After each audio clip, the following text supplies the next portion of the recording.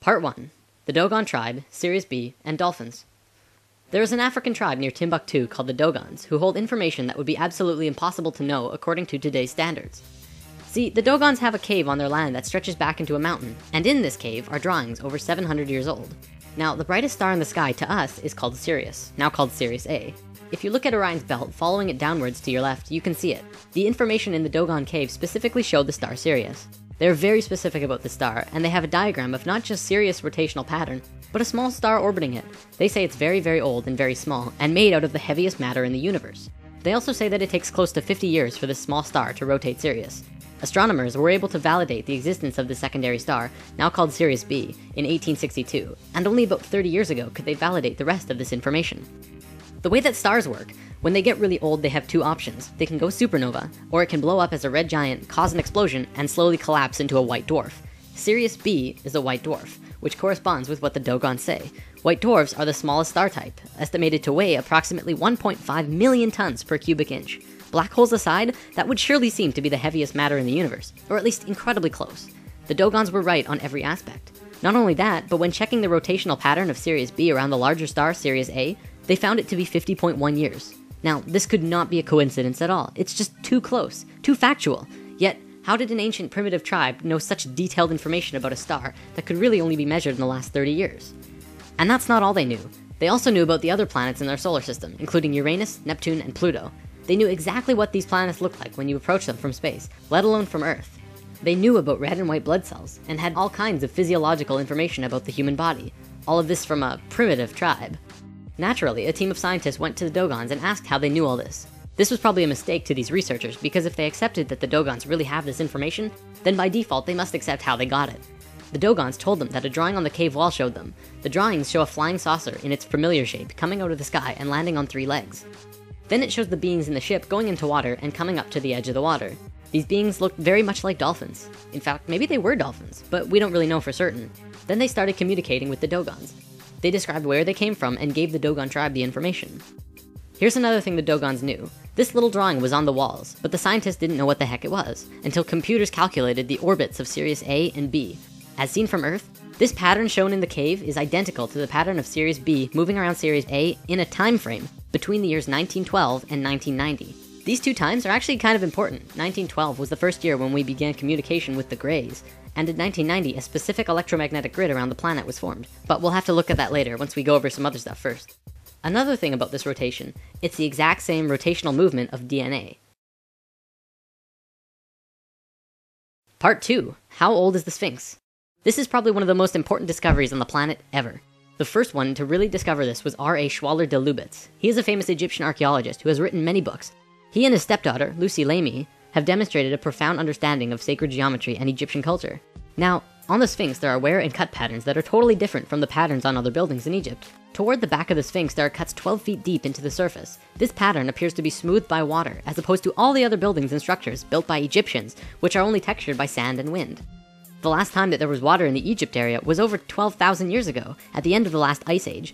Scientists have determined that after the ice age, the Sphinx took a heavy beating, after which it was encased in sand for about 8,000 years. The face, however, was above the sand and continued to be weathered.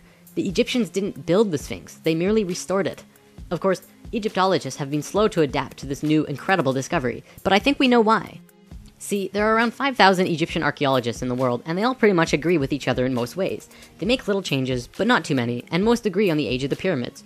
All of these archaeologists are Muslim, with a few exceptions, and their holy book is the Quran. Please understand that I'm not trying to discredit a major religion, but the Quran says that creation began about 6,000 years ago. So if a Muslim were to say that the building is 8,000 years old, he would be disputing their Bible. They cannot do that, and so they won't even talk about it. Another thing that's actually incredibly interesting, the Sphinx has a body like this, and a head like this? That's rather unproportional, isn't it? Not only that, but the Sphinx is actually facing a very specific direction. It is an astronomical marker. The Sphinx is in the shape of a lion. If it were built when Egyptologists say it was, that would be only 2,500 years ago, while the constellation of Taurus was in the sky. The only logical time for the Sphinx to be built when it was when the constellation Leo was in the sky, during the 11th millennia BC. The time that matches exactly where our new findings say that it would have been built. In the past, when something new like this was discovered that has a major influence on the viewpoint of the world, it takes about 100 years for it to get to the average person to say, oh yes, that's true. But this time, it's happening a lot quicker because of the internet. Now scientific circles are actually beginning to look at the words of Plato in a new light when he talked about another culture, another continent, from a dim past called Atlantis. The Sphinx is the largest sculpture on the planet. We know it was not done by hairy barbarians, but by a very sophisticated culture. And it was not done by anybody we now know here on Earth. From a scientific point of view, this is the first solid evidence to be accepted about the true age of civilization. There have been lots of other evidence, but it has kept being put under the table. Now we have the accepted evidence that there absolutely had to be someone on Earth who was highly civilized as early as 10,000 years ago. This is just the beginning of how we are going to completely change our view of who we think we are. Part 3. Earth's relations to the cosmos.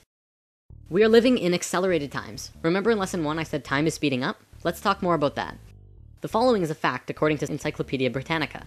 From the time of our oldest known civilization, the ancient Sumerians, around 3800 BC, continuing for almost 6,000 years up to about 1900, a certain number of information was collected. Let's say for simplicity's sake, that in that time we learned one bag of facts. 50 years later, from 1900 to 1950, our knowledge doubled. That means it took 6,000 years to get a bag of facts, and in 50 years, we got another one. Amazing! But then in the next 20 years, we doubled it again. And then in 10 years, we doubled that. And now we're getting bags of facts every month, maybe within days, I don't even know. The fact is, things are speeding up monumentally. We're living within a knowledge avalanche. Life on this planet is accelerating faster and faster, obviously culminating in something new and something different. Perhaps just out of the reach of our normal imagination. What does this mean for the world? Why is it happening? Better yet, why is it happening now? Why didn't it happen 1,000 years ago? Or why didn't it wait to happen 100 or 1,000 or 10,000 years from now? It's really important to understand the answer to this question, because if you don't know why this is happening now, then you'll probably not understand what's happening to you in your life, or be prepared for the coming changes. Now, the Earth actually has a wobble. Well, it has many wobbles, but the one I'd like to talk about today is the one called the precession of the Equinox. Essentially, what this is a rotation that the planet does, which completes a cycle once every 26,000 years. It looks like this and slowly turns on its axis and points to different locations. Science looks at this and says, well, so what? It's just a wobble. But by looking at what the ancient civilizations knew, you see a more complete image. The point actually points to and away from the center of the galaxy. The center of the galaxy is where most of the energy and the most consciousness is. It's not just light up there, you know. So, in this diagram is our rotation. Here's the tip pointing towards the center of the galaxy, and here's the farthest pointing away. The ancient Sanskrit writings that also talks about this precession call this going with the galactic wind. The Sanskrit writings say that there are two very important places on this wobble. One is at A, and one is at C. Not at the very tips as you might think. There are also important places at D and B, but not as important as A and C. According to these ancient writings, as we hit position A, we begin waking up. And as we hit position C, we begin to fall asleep. We continue on the cycle, but every time we make a full rotation, we wake up more and more. It works the exact same way as day and night on Earth. You go through this cycle every day, waking and sleeping, but every day you become a little more conscious. You learn new things, you don't do the same things over and over. I want to talk about religion for a bit, because you can definitely see this wobble over recorded human history. See, when we were the ancient Egyptians, Sumerians, and Mayans and such, we were incredibly wise. We may not have known all of the advanced intricacies of the world that we do now, but we knew about the precession of the equinox, and we had an advanced geometric understanding of the universe that we're going to talk about soon. Then we got dumber and became all philosophical. Not quite knowing anymore, but still able to understand many things. This is where things like the Fibonacci sequence and pi and the golden ratio were discovered. And then we got dumber still, and it was around this time that we had a real solid formation of most of today's religions. But you have to remember that these religions were based on earlier writings. They were written by people who understood far more than they did. They just couldn't make sense of it, and that's why many Bible stories just seem ridiculous. Ultimately though, every religion did spawn from a more conscious understanding, so you can't discredit religions completely. You just have to trace them back a bit further. You'll also see looking back that we went from a more female-oriented understanding to an incredibly male way of looking at things, very strict and orderly. Not much room for creative thought, it has to be 100% logic-oriented. Back to precession. The Tibetans and Hindus also had these time periods called yugas, which were simply ages. Each yuga had a descending and ascending phase. Many of those who follow New Age beliefs will tell you that we're moving into the age of Aquarius, but not many people know what that means. Well, we're right here on the precession of the equinox, just about at point A. Remember, this is a really important time for us, not just humans, but all of Earth, and perhaps maybe our solar system. This is a chart showing the precession scale with our constellations. The astronomical sign that we see in the sky when we hit point A will be that of Aquarius.